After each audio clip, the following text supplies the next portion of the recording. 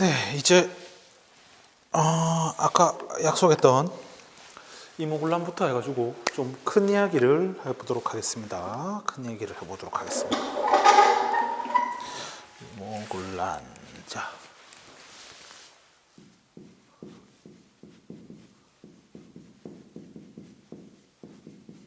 자, 이모군란이라고 해가지고 군인들이 일으킨 어지러운 사건이다, 반란이다 이렇게 생각하면 됩니다. 연도로 하자면 1882년이고요. 자, 그러면 왜 일어나게 됐는지 보도록 하겠습니다. 자, 1번 배경입니다. 일단 첫 번째로 지금 1880년대에 들어오면서 정부가 개화 정책을 실시하죠. 정부의 개화 정책에 대한 불만입니다. 그럼 누가? 아까 얘기했던 군인들 가운데서도 옛날 군인들 있잖아요. 구식 군인들.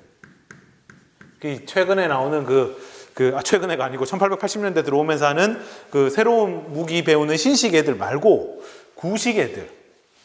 그 다음에 도시의 하층민들. 특히 서울에 사는, 한양에 사는 하층민들. 얘들이 불만이 많은 거야. 왜 불만이 많을까? 일단 구식 군인은 차별을 받지요. 당연하죠. 나라 돈이 한정돼 있어요. 특히 조선시대 같은 경우에는 우리 나라 뺏길 때까지 돈 없음에 허덕여요. 나라가 가난에 허덕인다고. 이 돈이 제일 큰 문제야. 사실 우리 교과서에 잘 드러나진 않는데요. 우리나라의 이때 당시에 재정 수준이라든가 이런 거는 자꾸 옆에 있다고 일본하고 비교하는데 일본하고는 아예 비교 자체가 안 되는 수준이었어요. 거의 10배 이상 차이 납니다.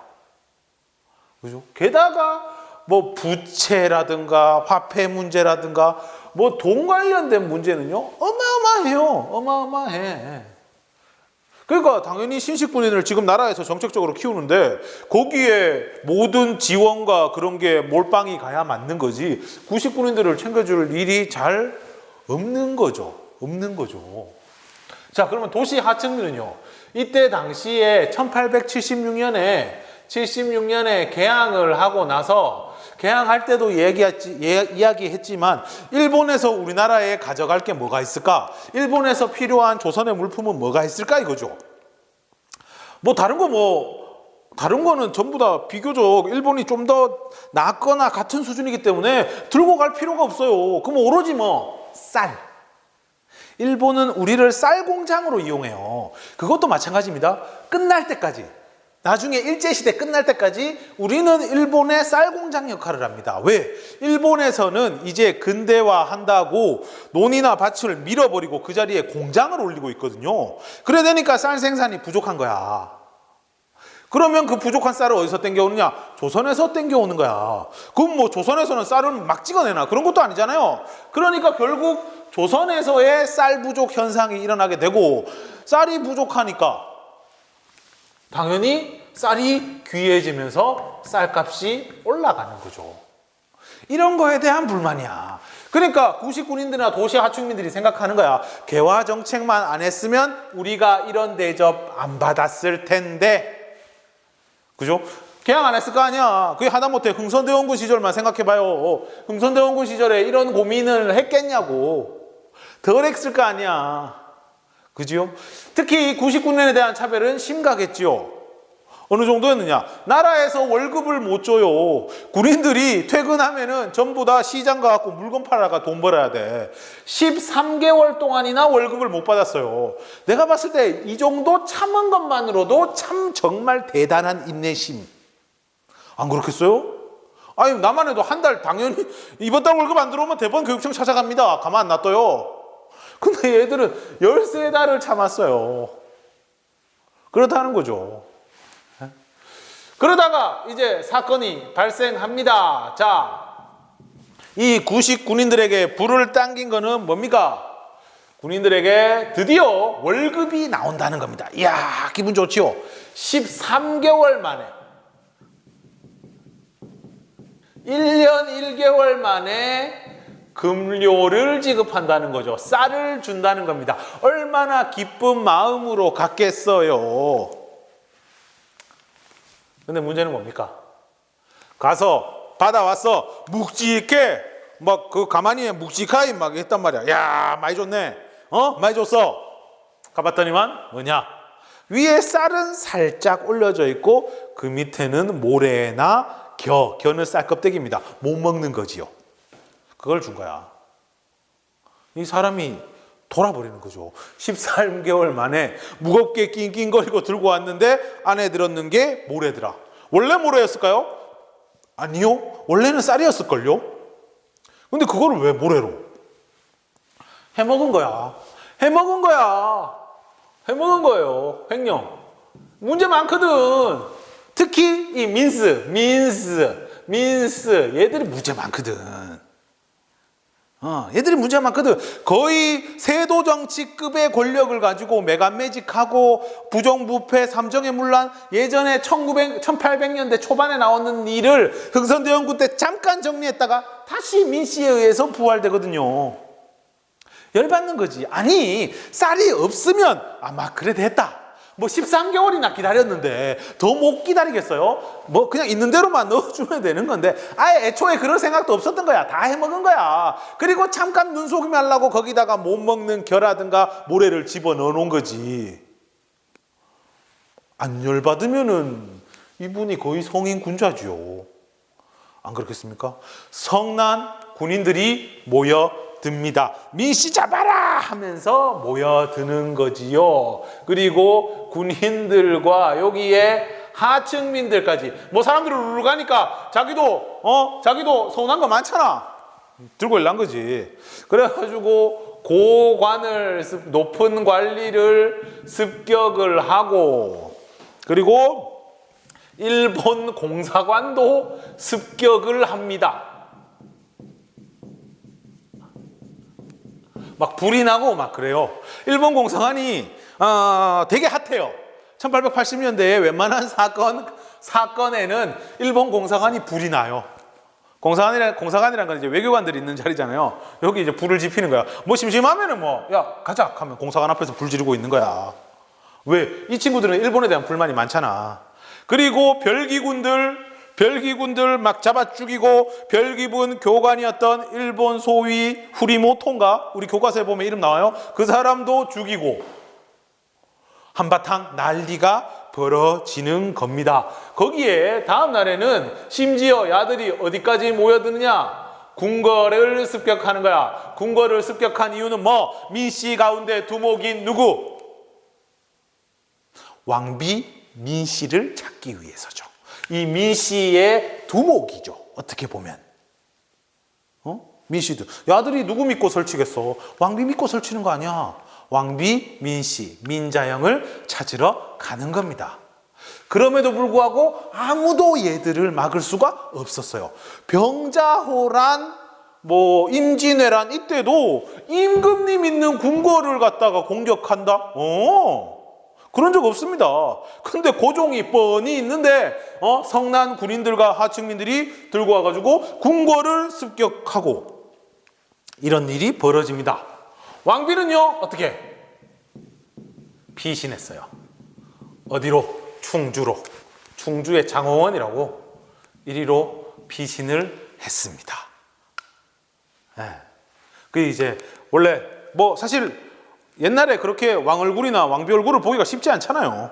아무리 군인이라고 해도 잘 못 보잖아. 그 야가 궁녀 복장으로 변장을 하고 가니까 몰랐던 거지. 궁녀인가 하면서 보낸 거야. 그렇다고 해서 궁녀들을 다 죽일 이유까지는 없잖아. 얘들이. 근데 이제 나중에 을미사변 때는 이게 안 먹히는 거죠. 왜? 가들은 눈에 뵈는 게 없거든. 궁녀고 왕비고 뭔 상관이야? 다 죽여푸는 거지 뭐. 알겠죠? 하여튼 그런 일이 벌어지게 되고 그래서 결국 고종을 만납니다. 고종에게 얘기하죠. 야, 고종이 얘기합니다. 야, 너희들 원하는 게 뭐야? 라고 하니까 군인들과 하층민이 이야기를 하죠. 누구? 대원군을 데려오십시오. 그러면서 대원군이 다시 권력을 잡습니다. 대원군을 불러주세요. 왜? 얘들이 생각했을 때 그 전에 대왕군 있었을 때는 괜찮았거든.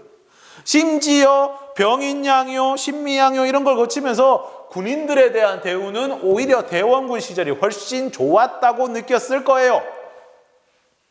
그래서 고종이 오케이 원하는 대로 해줄게 하면서 대원군을 다시 불러오는 거지요. 그리고 나서 대원군은 왕비의 장례를 선포합니다. 왕비는 죽었다. 왕비 장례. 정확히 말하면 국장인데 죽었다 하는 얘기예요. 그런 상황이 벌어집니다. 그러니까 이 둘 사이의 관계가 어떤지 알겠죠? 이 둘 사이의 관계가 어떤지 알겠죠? 네, 그렇습니다. 네, 그 멀쩡하게 충주에 도망가서 살아있는 왕비를 찾지도 안 하고 야 죽었다 장례 치러라 이래 된 거야. 알겠죠? 그리고 나서 개화 정책, 그 전에 우리가 80년대 초반에 했던 개화 정책들을 일부를 폐지를 합니다.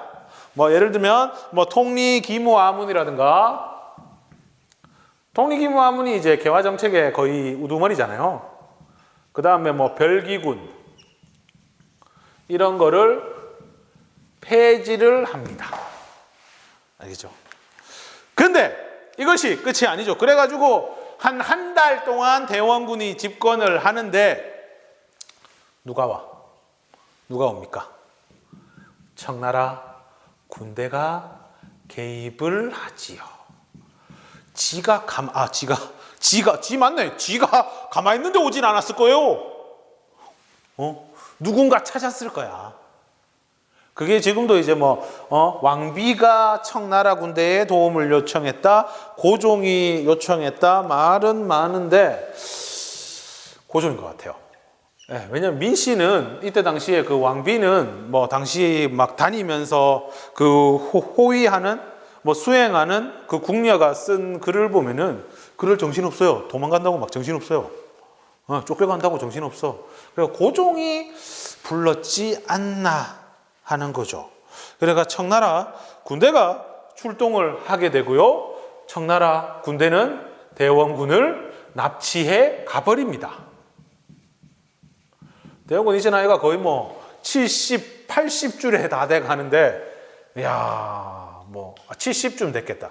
60쯤 됐겠네. 60쯤 됐는데 납치를 당해요. 네, 납치를 당해서 청나라 군대가 그 대원군을 데리고 가버리죠. 중국으로, 청나라로 데리고 가버립니다. 그러면서 종결이 되게 됩니다. 여기서 여기까지 가는 데가 한 달. 보통 이제 기록상 보니까 스타트가 6월 9일이고요. 이 시기가 음력입니다. 음력 6월 9일이고 최종적으로 마무리되는 게 7월 16일입니다. 납치는 좀 더 빨리 돼요.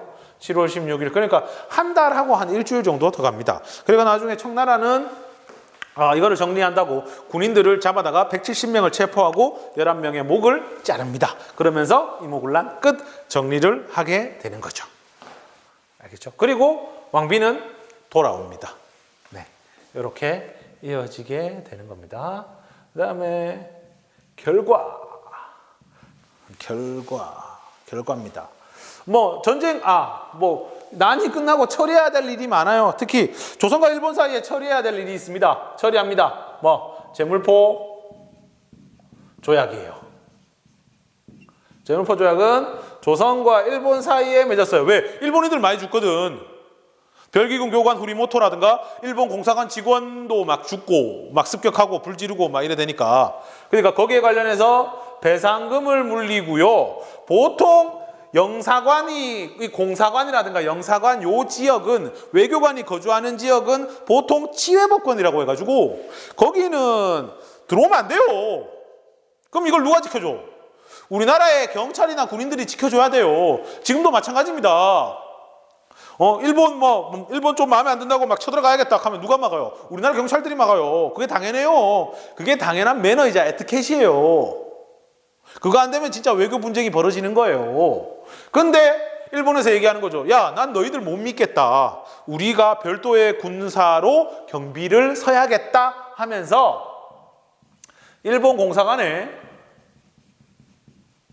경비병이 투준합니다.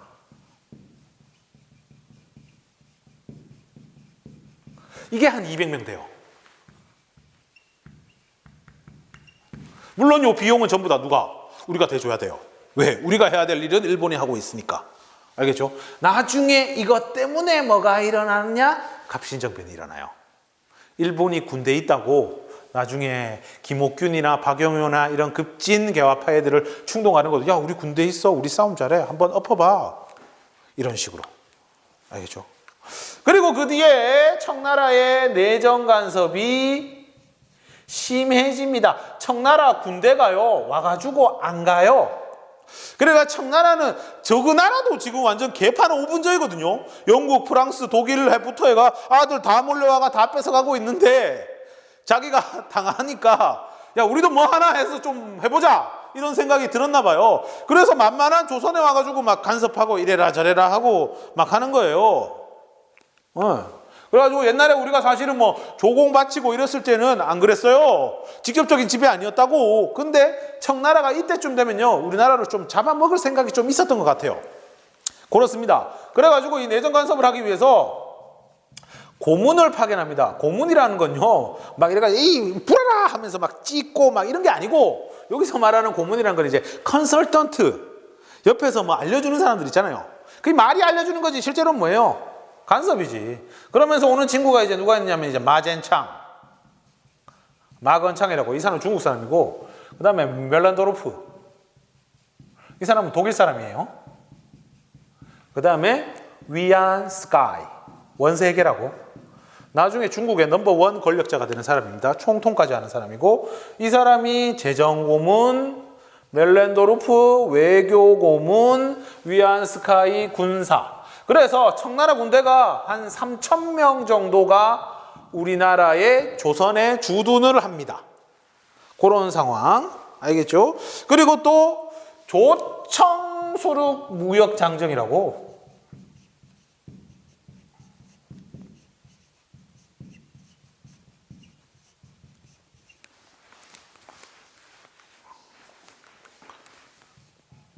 청나라와 조선 사이에 조청수륙 무역장정, 조선과 청나라의 수륙, 물과 육지, 바다와 육지, 무역에 대한 장정이라는 것, 문서라는 뜻이에요. 문서. 그래가 청나라와 왜 내가 청나라를 먼저 했지? 내가 조선과 청이네요. 약속을 맺습니다. 무역에 관한. 그래가 여기에 보면 이름이 길죠? 외울 필요는 없는데 빼먹었다. 미안해요. 왜 그럴까? 상민수륙무역장정. 네. 10글자인데, 너희들 요새 아이돌 보이 애들도 막 어마어마하게 나오대요. 많이 나오대요. 가서 이름 다 외우잖아요. 그런 것처럼 두 글자씩 끊어요. 조청이, 상민이, 수륙이, 무역이, 장정이. 이거는 5인조 댄스 그룹이다. 보컬을 만들고 있는 조청이에요. 이런 식으로. 미안합니다. 예. 자, 그래가지고, 요때 이제 나오는 게 이제 내지무역이라고, 이게 좀 머리 아파요. 네, 내지무역이라고. 이거는 뭐냐면은, 간단하게 설명할게요. 나중에 경제하면서 또 설명할 거니까. 그 강화도 조약 때까지만 해도 개항장 무역이라고, 무역은 어디서만 하느냐? 개항장에서만 해요. 개항장 보통 10리 이내, 강화도 조약에 보면 4km 이내에서만 무역을 할 수가 있어요. 그러니까 개항장 쪽에서만 이제 무역을 하는데, 그러니까 요때는 우리나라 상권이, 상업이라는 게 그렇게 망하지 않습니다. 왜냐하면 어차피 개항장에 외국 물건이 들어오면은 그 외국 물건을 지방으로 전달해주는 이 중개 상인들 있잖아요. 객주라든가 여각이라든가 이런 친구들은 돈 벌거든요. 근데 내지 무역을 하게 되면서 우리나라 경제가 폭망해요. 상업이 폭망해요. 상인들이 쫄딱 망해요. 그런 일이 벌어지게 됩니다. 나중에 이거 쫄딱 하니까 다른 모든 나라들도 이거 다 가지고 가거든. 우리나라 쫄딱 망하는 거야. 네, 하여튼 그래요. 그러면서 이제 호떡 가게도 생기고 이렇게 하는 거예요. 전국 각지에. 네, 하여튼 그렇습니다. 네, 이렇게 해서 이모군란을 정리를 하고요. 네, 일단 끊었다가 갑신정변으로 만나겠습니다.